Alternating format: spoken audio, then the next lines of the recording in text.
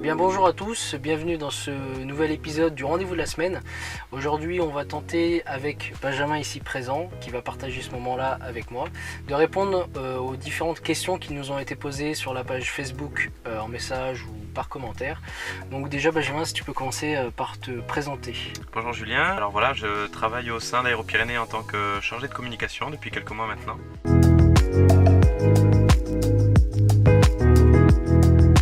Alors les prérequis sont assez simples. Aujourd'hui, on va demander un bon niveau en mathématiques, en physique, ainsi qu'en anglais, puisque toute la partie aéronautique va se jouer en anglais durant toute la carrière du pilote. Et ensuite, on va demander également une visite médicale de classe 1, qui est une visite obligatoire avant l'entrée en formation.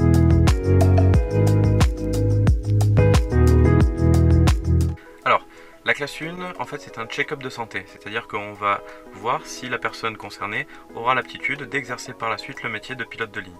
C'est pour ce faire que des centres d'examens médicaux agréés par l'aviation civile française sont proposés pour réaliser cette classe 1. À partir de là, vous pouvez les contacter directement et poser vos questions, ou par la suite prendre rendez-vous.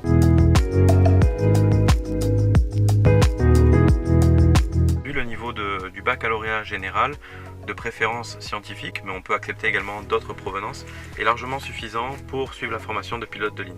Pour ceux qui auraient suivi d'autres cursus, peut-être plus littéraires ou plus orientés dans l'économique et le social, on peut après aussi les orienter vers des cours supplémentaires s'ils ont des difficultés en mathématiques et en physique. Mais je dirais d'un point de vue général que le bac suffit largement pour suivre la formation de pilote de ligne.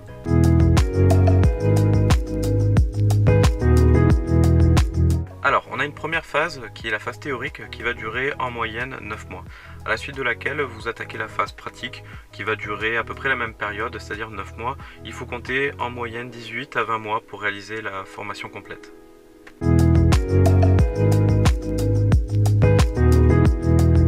Aujourd'hui, on a beaucoup de jeunes qui vont sortir avec un anglais qui est d'un niveau relativement scolaire. C'est-à-dire que quand on va suivre une filière baccalauréat général, on va sortir avec une moyenne de 2-3 heures d'anglais par semaine, ce qui reste relativement léger. Ce qu'on préconise, si les élèves en ont la possibilité, c'est de suivre un stage d'immersion dans un pays anglophone. Et en parallèle de ça, on va proposer deux types de formations. Une formation en français et une formation en anglais. Pour la formation en anglais, pour ceux qui sont un peu plus à l'aise, ça va leur permettre de s'habituer petit à petit à l'anglais aéronautique et de valider automatiquement un certain niveau. Pour ceux qui le suivront en français, on va pouvoir proposer de réaliser un stage d'anglais aéronautique qui est appelé le FCL 055, qui va tout simplement valider un niveau de 4 à 6 pour les compétences que vous aurez dans l'anglais aéronautique.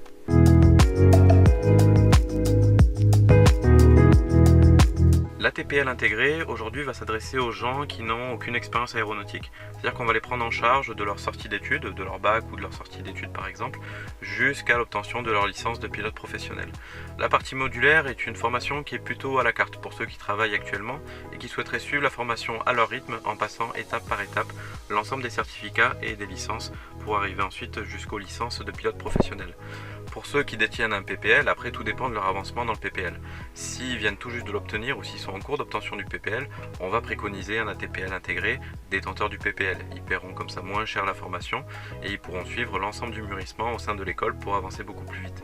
Après, ceux qui ont déjà un PPL avec 100 ou 150 heures de vol, ce sera évidemment plus intéressant financièrement pour eux d'intégrer directement le programme modulaire.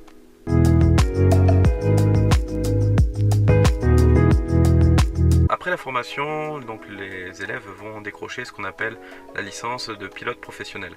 À partir de là, ils vont sortir avec une moyenne de 200-250 heures de vol.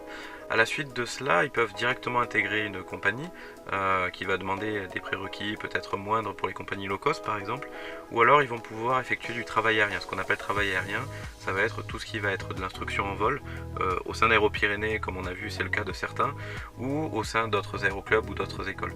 Ensuite, ils vont pouvoir également faire tout ce qui est travail d'aviation d'affaires ou autre qui va permettre de monter les heures petit à petit pour ensuite préparer les sélections des compagnies qui vont avoir des prérequis peut-être un peu plus élevés.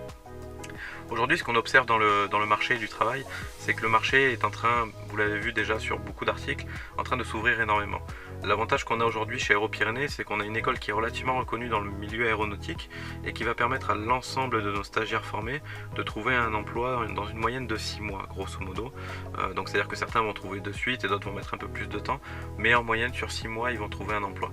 Petit à petit, ils vont augmenter leurs heures, ils vont commencer à travailler, etc. sur leur curriculum vitae, et jusqu'au moment où ils vont intégrer la compagnie qu'ils désiraient depuis tant d'années.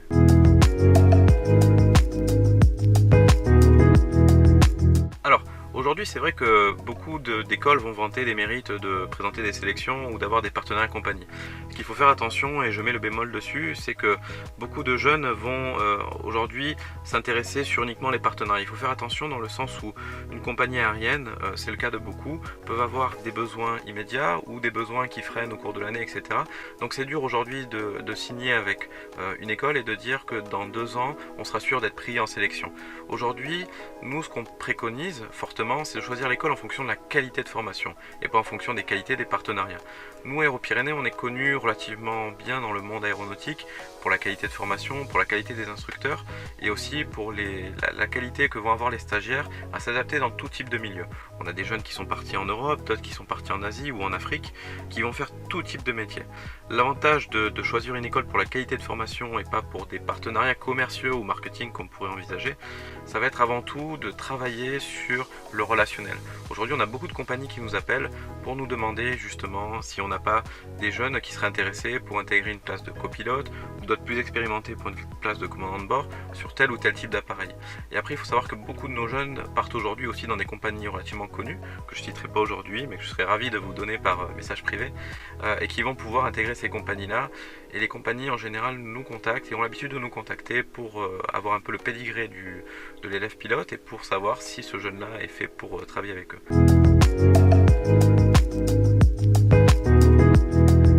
Alors Benjamin, dernière question, est-ce que le métier de pilote de ligne nous permet d'avoir des facilités avec les hôtesses de l'air? Ben écoute Julien, je vais te raconter une anecdote. Eh bien merci Benjamin d'avoir répondu à toutes les questions qui nous ont été posées. Ben de rien. Non, ça c'est moi qui le pose, le dis normalement. Voilà. Pardon, avec plaisir Julien.